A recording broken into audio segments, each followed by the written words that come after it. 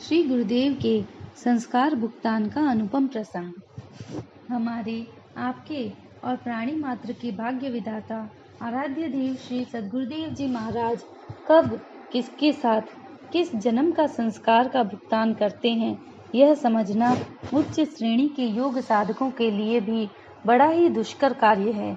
यह बात अलग है कि वे किसी साधक या शिष्य के आग्रह पर अपने संस्कार भुगतान का रहस्य उसे स्पष्ट रूप से समझा देवे। यह कृपा प्रसंग मई माह सन 1964 का है, जब हमारे आराध्य देव श्री सद्गुरुदेव जी महाराज अपने योगेश्वर गुरुदेव श्री रामलाल जी महाराज की आज्ञाओं का पालनार्थ योग प्रचार कार्यक्रम के जरिए मुक्ति का मार्ग जन साधारण के लिए प्रशस्त करने योग प्रशिक्षण केंद्र श्री सिद्ध गुफा सवाई से हरियाणा के चंडीगढ़ जिले में जा रहे थे।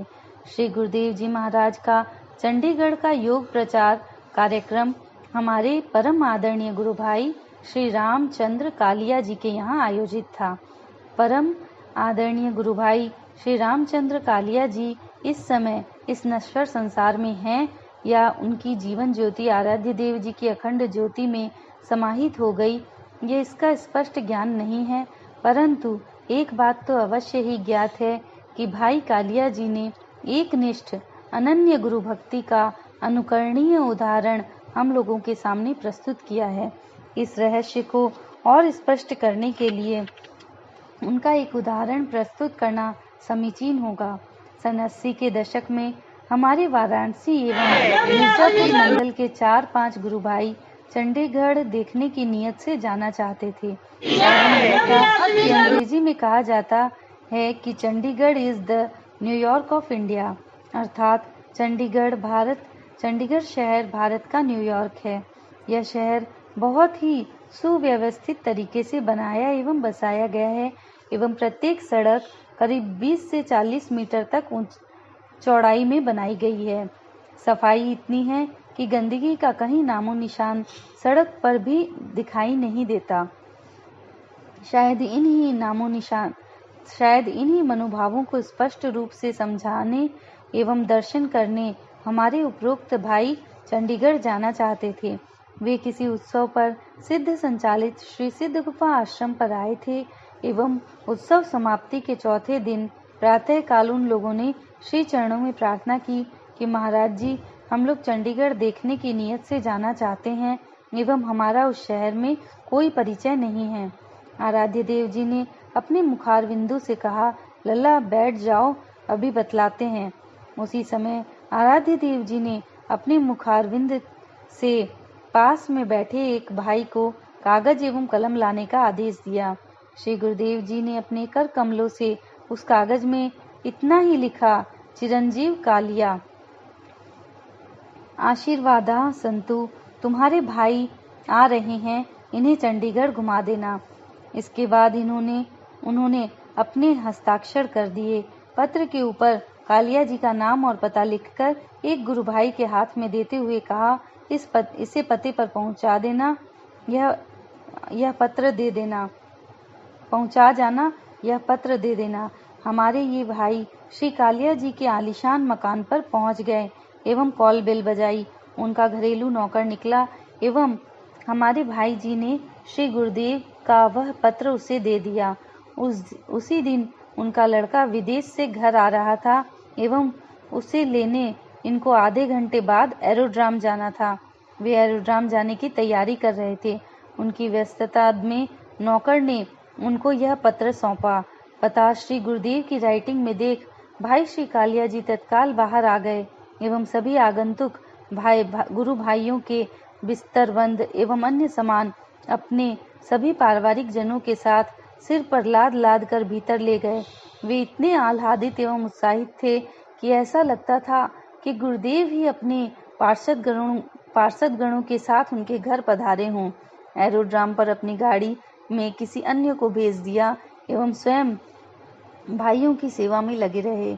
अपने लाडले पुत्र के आने पर उसका समाचार पूछने से पहले ही आगंतुक भाइयों से परिचय कराया एवं श्री गुरुदेव के प्रति कृतज्ञता प्रकट करते हुए कहा कि अनाथनाथ श्री गुरुदेव जी महाराज ने आप लोगों को हमारे पास भेजकर मुझे निहाल कर दिया।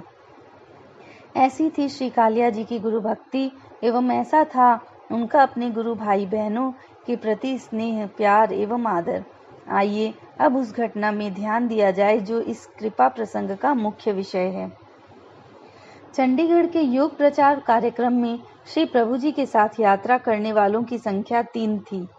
एक थे हमारे परम आदरणीय श्री ज्ञानी बाबा जी, दूसरे थे आदरणीय गुरु भाई श्री किशन जी एवं एक अन्य गृहस्थ गुरु भाई जो आराध्य देव के विशेष कृपा पात्र थे, साथ यात्रा कर रहे थे। उस समय संचार माध्यम की ऐसी व्यापक एवं विशाल व्यवस्था नहीं थी जैसी आजकल के समय में है। उस समय संचार का मुख्य माध्यम रेडियो ही था एवं उसकी कीमत आम आदमियों की पहुंच से बाहर थी। अतः कुछ विशेष लोगों के पास ही रेडियो उपलब्ध था। कुछ धनीमानी एवं ताजा खबरों की जानकारी रखने वाले ही रेडियो रेलगाड़ी या बसों में लेकर यात्रा करते थे। वह गाड़ी जिस पर श्री गुरुदेव जी महाराज अपने पार्षद गणों के साथ यात्रा कर रहे थे, जब अंबाला रेलवे स्टेशन से करीब 4 स्टेशन पहले थी एवं सुबह के 5 बजे थे।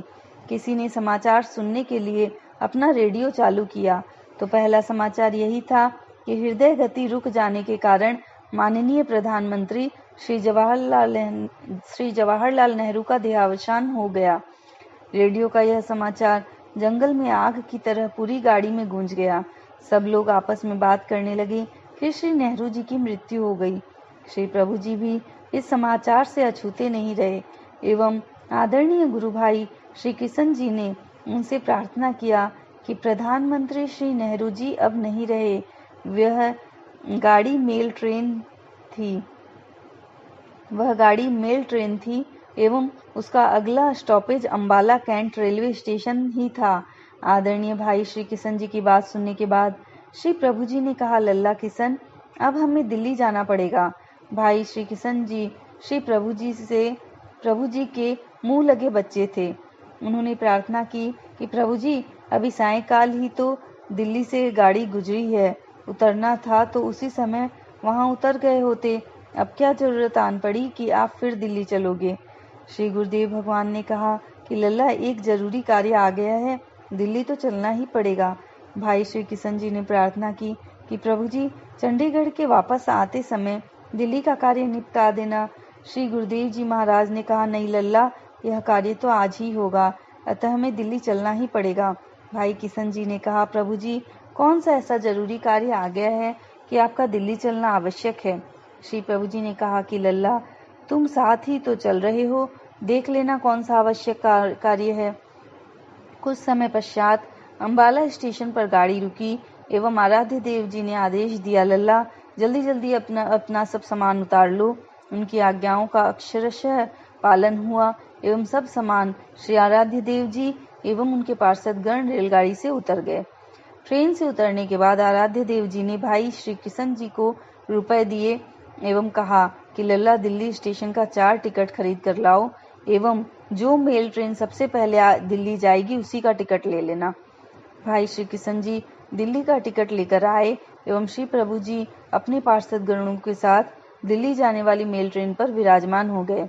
दिल्ली पहुंचने के बाद श्री प्रभु जी ने भाई किशन जी को आदेश दिया कि लल्ला, अपने गुरु भाई प्रोफेसर श्री ऋषि राम को फोन कर दो कि हम दिल्ली रेलवे स्टेशन पर हैं, वह अपनी गाड़ी लेकर स्टेशन पर आ जाएं। उनको फोन मिलते ही डॉक्टर ऋषि राम जी अपनी गाड़ी लेकर दिल्ली रेलवे स्टेशन पहुंच गए एवं वहां जाकर आराध्य देव जी को सादर प्रणाम निवेदित किया एवं पार्षद गणों को सादर जय गुरुदेव किया तथा सभी को लेकर रेलवे स्टेशन के बाहर खड़ी अपनी गाड़ी के पास आए एवं श्री प्रभु जी को गाड़ी में बैठाने के बाद जब साथ चलने वाले पार्षद गण भी उनकी गाड़ी में अच्छी प्रकार बैठ गए, तब वे श्री गुरुदेव का चरण स्पर्श कर गाड़ी चलाने की नीयत से गाड़ी में बैठे। उन्होंने बैठने के बाद प्रार्थना किया कि प्रभु जी, कहाँ चलना है। श्री मुख ने आदेश दिया, लल्ला, हमें उस स्थान पर ले चलो जहाँ नेहरू जी की चिता जल रही है। भाई श्री गुप्ता जी ने प्रार्थना किया कि चिता तक पहुंच पाना बड़ा ही कष्ट साध्य कार्य है एवं उसमें सफलता मिलना भी संभव नहीं है। श्री गुरुदेव ने अपने मुखारविंद से कहा, लल्ला, हमें चिता के पास जाना भी नहीं है। तुम तो उस स्थान पर अपनी गाड़ी खड़ी करो जहाँ से श्री नेहरू जी की चिता की लौ एवं धुआं साफ दिखाई दे रहा हो। आदरणीय गुरु भाई, श्री गुप्ता जी ने गाड़ी 2 फर्लांग की दूरी पर ले जाकर ऐसी ऊंची जगह खड़ी कर दी जहां से श्री नेहरू जी की चिता की लौ एवं धुआं दिखलाई दे रहा था। गाड़ी जब उस स्थान पर रुकी तो श्री प्रभु जी ने परम आदरणीय श्री ज्ञानी बाबा से ऊंचाई वाले स्थान पर टाट की बोरी बिछवाई एवं उस पर कंबल डलवाया तथा उसके बाद अपने सभी पार्षद गणों को आदेश दिया कि जब तक मैं आसन से न हटूं, तुम लोग भी मंत्र जप करो, आपस में बिल्कुल बात मत करना। इतना कहकर श्री गुरुदेव जी टाट और कंबल में आसन पर अर्ध पद्मासन लगाकर बैठ गए। भाई लोगों ने भी अर्ध पद्मासन की मुद्रा में बैठने के बाद अपना मंत्र जप करना आरंभ कर दिया। पूरे 3 घंटे के बाद श्री प्रभु जी महाराज उठकर अपने आसन पर खड़े हुए एवं 7 बार चिता की तरफ दोनों हाथ आशीर्वाद की मुद्रा में उठाकर आशीर्वाद दिया। तदंतर अपने पार्षद गणों से कहा कि चलो भाई, चलो गाड़ी में बैठो। जब सभी लोग गाड़ी में बैठ गए तो श्री गुप्ता जी ने प्रार्थना की कि प्रभु, अब कहाँ चलना है।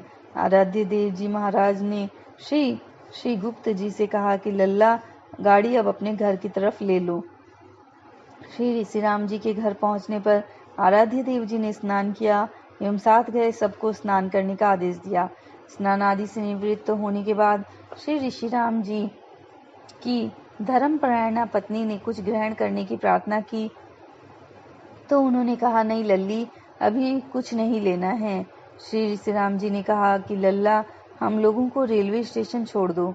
श्री ऋषि राम जी ने उन्हें दिल्ली रेलवे स्टेशन पर पहुंचाकर चंडीगढ़ जाने वाली रेलगाड़ी में बैठाया एवं फिर चरण स्पर्श कर घर आ गए। इधर श्री प्रभु जी ने गाड़ी से आगे की यात्रा आरंभ की। दिल्ली रेलवे स्टेशन से ज्यों ही गाड़ी चंडीगढ़ के लिए चली गई, भाई किशन जी ने आराध्य देव जी से हाथ जोड़कर प्रार्थना करके यह जानना चाहा कि महाराज जी, आपको प्रधानमंत्री से या राष्ट्रपति से क्या लेना देना, आप उनको आशीर्वाद देने क्यों गए थे, यह बताने की कृपा करें। उन्होंने भाई किशन जी की बातों को सुनकर मधुर मुस्कान के साथ कहा कि कोई बात नहीं लल्ला, मन में ऐसा भाव आया एवं चला गया। हमारे आदरणीय भाई श्री किशन जी भी श्री प्रभु जी की कृपाओं के अच्छे अनुभवी थे। वे जानते थे कि श्री गुरुदेव कोई भी कार्य अकारण नहीं होता। श्री त्रिलोकीनाथ के प्रत्येक कर्म में कोई न कोई रहस्य अवश्य ही होता है। अतः उन्होंने इतनी बार प्रार्थना की कि अनाथनाथ को यह रहस्य बतलाना ही पड़ा। लल्ला, वैसे तो मुझे किसी से कुछ भी लेना देना नहीं है। बात ऐसी है कि प्रधानमंत्री श्री जवाहरलाल नेहरू एक जन्म में हमारे साथ लंबे समय तक साधना एवं तपस्या किए थे। हम पास ही जंगलों में रहते थे एवं साधना तथा तपस्या भी तीव्र संवेग से किया करते थे। उस समय हमारी नेहरू जी के साथ दोस्ती बन गई थी और हम लोगों ने एक दूसरे की सहायता करने का वादा किया था। आज जब जवाहरलाल जी की आत्मा ने शरीर छोड़ा तो उनका सूक्ष्म शरीर बार बार आकर हमें यही उलाहना दे रहा था कि हमने वादा नहीं निभाया। एक तो मेरे जवाहरलाल जी के साथ संस्कार बन गए थे एवं दूसरा उनका सूक्ष्म शरीर बार बार वादा निभाने की उलाहना दे रहा था। हमने वहां जाकर अपना वादा निभाया और जो संस्कार थे उसका भुगतान भी कर दिया।